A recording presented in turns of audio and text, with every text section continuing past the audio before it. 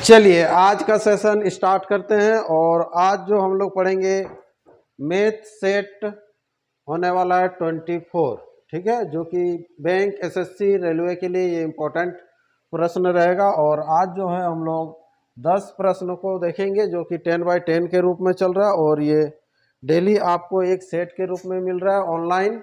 और ये online test भी आप लोग दे सकते हैं जो कि सवेरे 7 बजे से शाम का 7 बजे के बीच ये टेस्ट आप दे सकते हैं। और रिजल्ट आपको 7:30 से 8 बजे के बीच मिल जाएगा, ठीक है। तो चलिए स्टार्ट करते हैं, प्रश्न को देखते हैं। उससे पहले जो नए यूजर है सिंपल व्हाट्सएप नंबर में लिख के भेजिए कि मुझे टेस्ट देना है, तो आईडी पासवर्ड आपको मिल जाएगा। तो आज का पहला प्रश्न आपके सामने है, क्या है ध्यान से देखेंगे। क्या है, 1200 मीटर लंबे किसी पुल के दोनों ओर व्यक्ति खड़े हैं, ठीक है। यदि वे एक दूसरे की ओर क्रमशः 5 मीटर पर मिनट और 10 मीटर पर मिनट की चाल से चले तो वे कितने समय एक साथ मिलेंगे, कब मिलेंगे, ठीक है। दोनों के बीच का जो दूरी है ये 1200 मीटर लंबे एक पुल है, और ये 1200 मीटर लंबे पुल के दोनों ओर हैं, ठीक है। तो अब देखिए, एक तरफ से जो जा रहा है इसका चाल दिया हुआ है 5 मीटर पर मिनट, और इधर से जो आ रहा है इसका चाल दिया हुआ 10 मीटर पर मिनट, क्लियर। तो वे जो है कितने समय में एक साथ मिलेंगे, जब मिलेंगे तो कितने समय में। तो ये जब दूरी जब खत्म हो जाएगा तो उस समय मिलेगा। तो कितना समय में मिलेगा तो नहीं मालूम, तो समय ले लीजिएगा टी समय। तो ये भी अपना टी समय चलेगा, ये भी अपना टी समय चलेगा, ठीक है। तो समय ले लेंगे टी। तो यहाँ पर 5 गुना टी हो जाएगा, 4 गुना समय।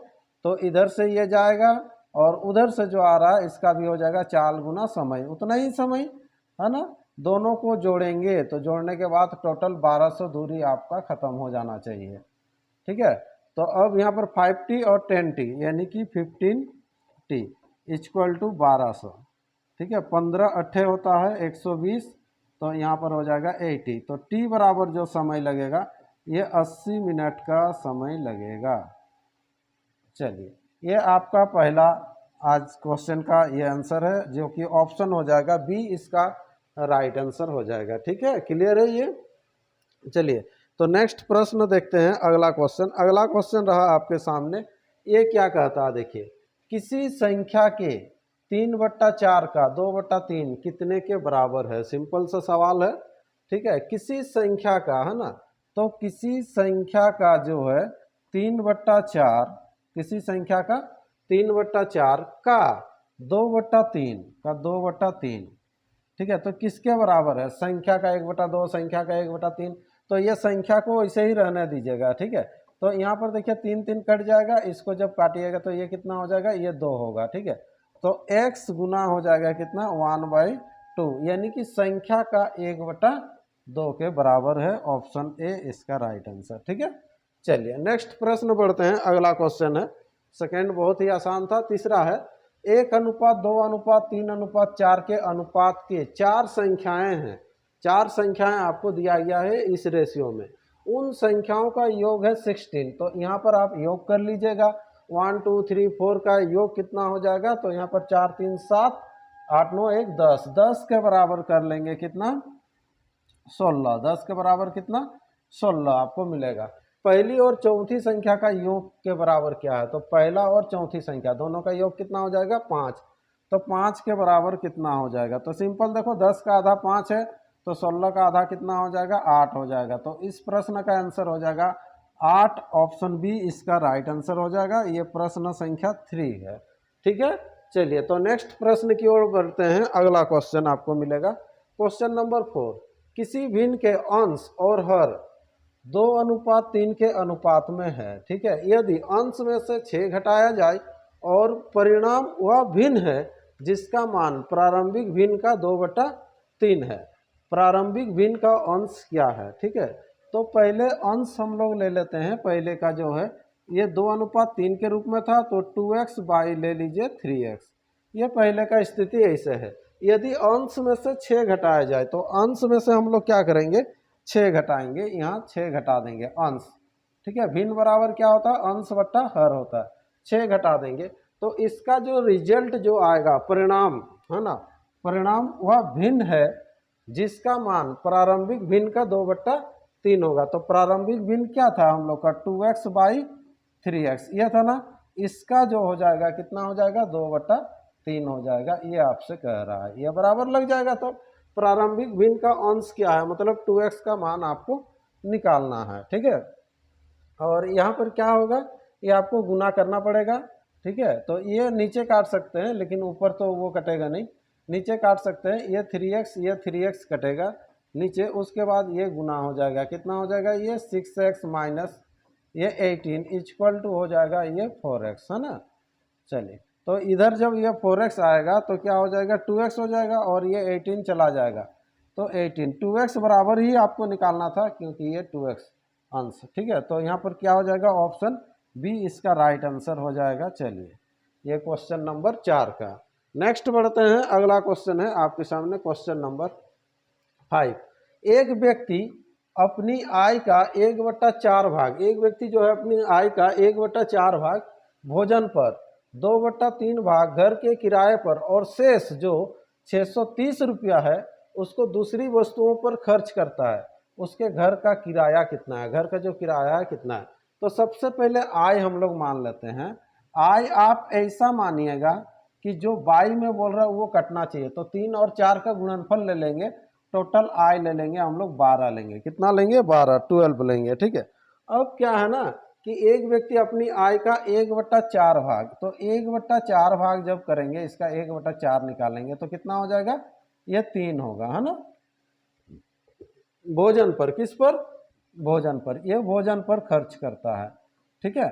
उसके बाद क्या है कि जो है 2/3 भाग किस पर, किराया पर। तो ये नहीं बोल रहा है कि शेष का, शेष नहीं बोला है, लेकिन केवल बोला है कि 2/3 भाग। तो इसको जब 2/3 भाग कीजिएगा 12 का तो कितना हो जाएगा, ये 8 होगा। कितना होगा, 8, किस पर, किराया पर, ये किराया पर खर्चा कर रहा है। तो शेष फिर बचेगा कितना, 8 3 हो गया कितना, 11, यानी कि शेष जो बचेगा वो कितना हो जाएगा, 1 हो जाएगा। कितना होगा, 1, ये आपको शेष बच रहा है। और प्रश्न में बोल रहा है कि 630 रुपया शेष है, यानी कि 1 के बराबर जो हो जाएगा 630 रुपया होगा। तो आपको पूछा था उसके घर का किराया कितना है, तो किराया कितना है, 8, 8 के बराबर कितना है, इसको क्रॉस गुना करके निकाल लेंगे। 0 हो जाएगा, 8 तिया 24 कर लीजिए, 8 छक 48 और 2 50, ठीक है। 5040 इसका आंसर हो जाएगा। ऑप्शन ए इसका राइट आंसर कर लेंगे, ठीक है। थोड़ा सा केवल समझना था और आंसर आपके सामने है ना। चलिए देख लीजिए, नेक्स्ट प्रश्न आइए, अगला क्वेश्चन है क्वेश्चन नंबर 6। 6 क्या कह रहा है, सी की आय जो होगी ना, सी की आय बी की आय से 20% अधिक है। सी का जो आय होगा बी का आय से 20% अधिक, फिर बी की आय जो होगी ए की आय से होना चाहिए, नॉट फॉर आयत, यहाँ पर आय से 25% अधिक है। सी की आय ए की आय से कितना प्रतिशत अधिक है, ठीक है।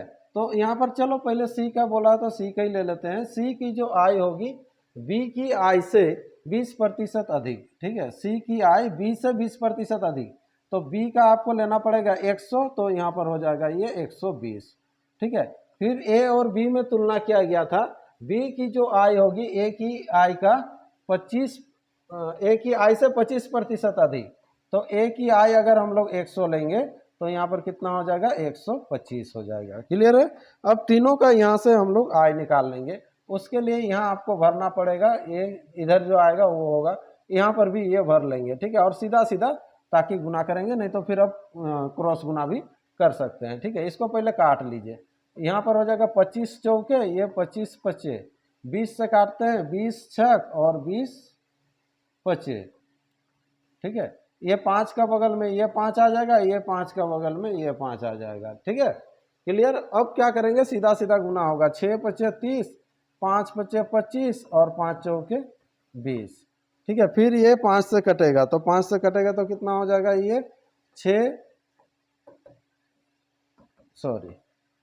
5 से काट रहे हैं ना, 6 5 और 4 होगा, हाँ।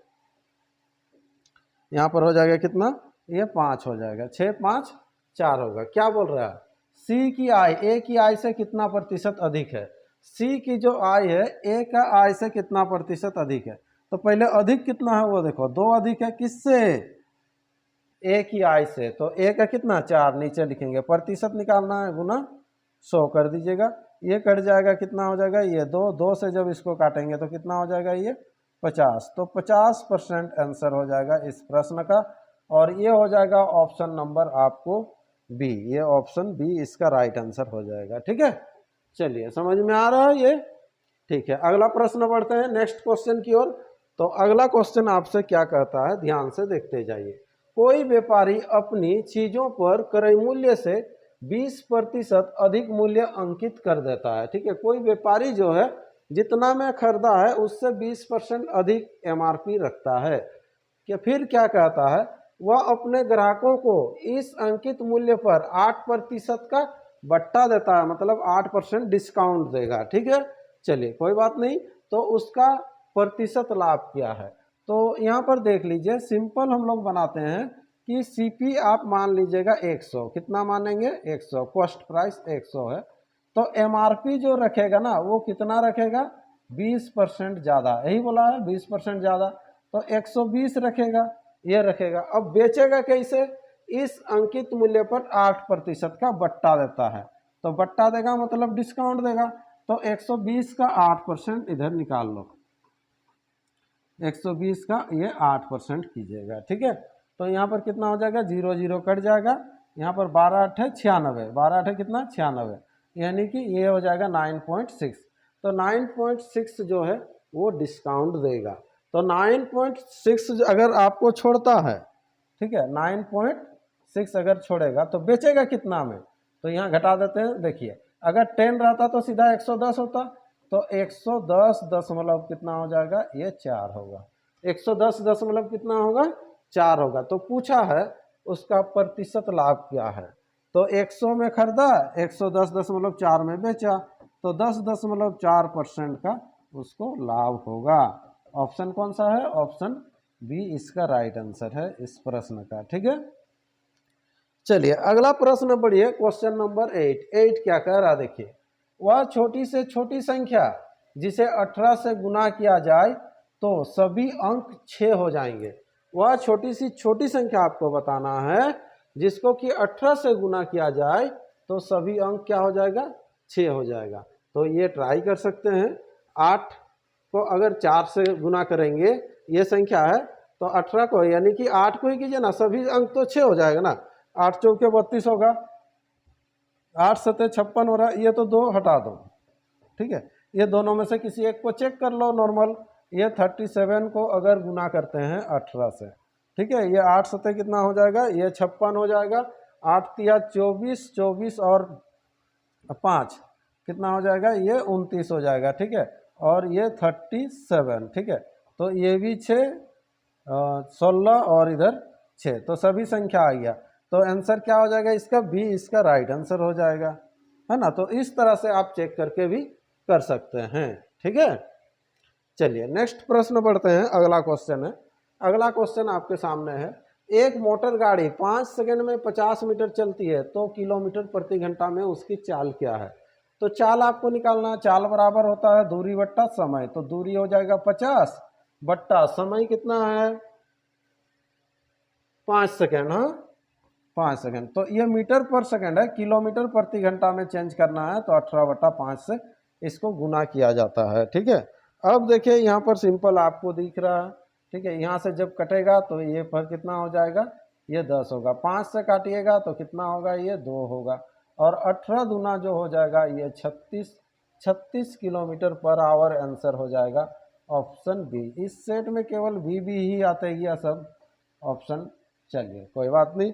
नेक्स्ट अगला प्रश्न है आपके सामने, एक ऑफिसर इतना रुपया खर्च करके इतना रुपया प्रति पीस की दर से, है ना, कमीजें 65 रुपया प्रति जोड़े की दर से मौजे खरीदता है, और ये जो है प्रति पीस की दर से कमीज खरीद रहा है 240 करके, है ना, और खर्च कर रहा है वो 1810 खर्च करके, और कमीज जो है खरीदा और इतना रुपये प्रति जोड़े की दर से मौजे खरीदता है। यदि अधिकतम संख्या में कमीजें खरीदी गई तो कमीज और मौजों का अनुपात क्या है। ठीक है, तो कमीज मैक्सिमम आपको खरीदना है। ठीक है, तो मैक्सिमम खरीदना है तो 1810 को आप भाग दे दीजिए 240 से, कितना ज़्यादा खरीद सकते हैं। ठीक है, तो ये 1810 को हम लोग भाग देंगे, कितना से भाग देंगे, ये 240 से भाग दे दीजिए। ठीक है, तो 9 दूना 18 होगा, बहुत ज़्यादा हो जाएगा, 9 से अगर करते हैं तो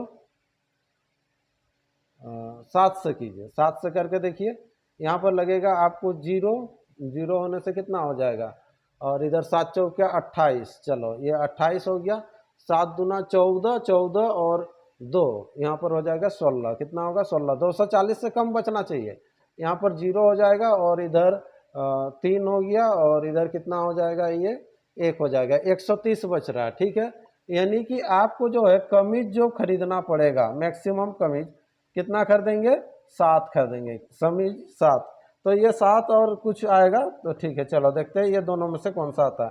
फिर उसके बाद मौजे जो खरीदेंगे, कितना करके खरीदेंगे मौजे, मौजे जो खरीदेंगे ये 65 रुपया करके, तो 65 होने से देखिए 65 का डबल 130, जो शेष बचा उसमें से खरीदना है तो 2 खरीदेंगे, ये 7:2 कर लेंगे। इसका आंसर ऑप्शन कौन सा हो जाएगा, ऑप्शन ए इसका राइट आंसर हो जाएगा, ये क्वेश्चन नंबर 10 का। ठीक है, चलिए, तो इस तरह से जो है आपका 10 क्वेश्चन कंप्लीट हो जाता है।